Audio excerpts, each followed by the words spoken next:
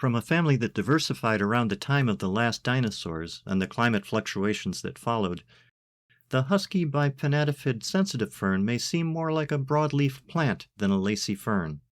About its name, aside from surviving the last major extinction event, the fern's sensitive moniker is a bit overbilled. It doesn't always die off in the first frost, and sometimes can be found still green in early winter. Like its also wet-loving cousin, the ostrich fern, you'll often find it in swamps and wetlands, even growing out of the water for brief periods. While it thrives in the moist, shady, or sun-dappled woods,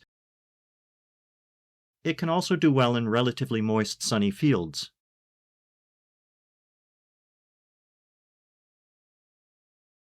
Let's take a closer look at a small, broad frond. It's bipennatophyid since the cuts do not extend to the midrib or rachis. One of its unfern-like characteristics is reticulate venation, efficient, redundant, and damage-resistant plumbing, more typical in flowering plants. Size and the number of pinnae vary widely. A larger frond can be over 4 feet in length. The shape of the pinnules also vary from wavy lobes to deep comb-like teeth. This is a dimorphic fern. Spores are carried on a separate frond that pops up later in the season. These rolled-up spore beads give the fern the common name bead fern.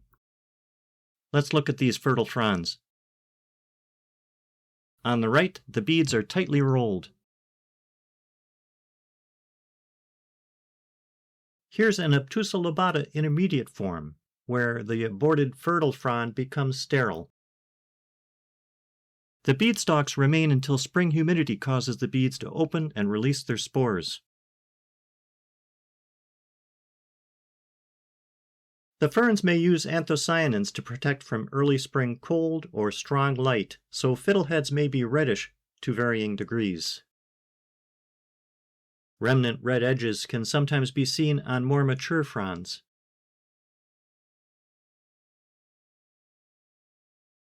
Growing lushly from spreading rhizomes and clonal colonies in the woods,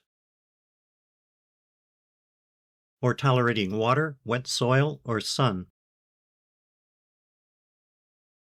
The fern's adaptations present at the KPG extinction event allowed sensitive ferns to persist when most plants and most ferns became extinct.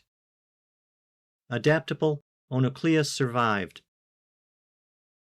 Perhaps sensitive isn't quite the right word.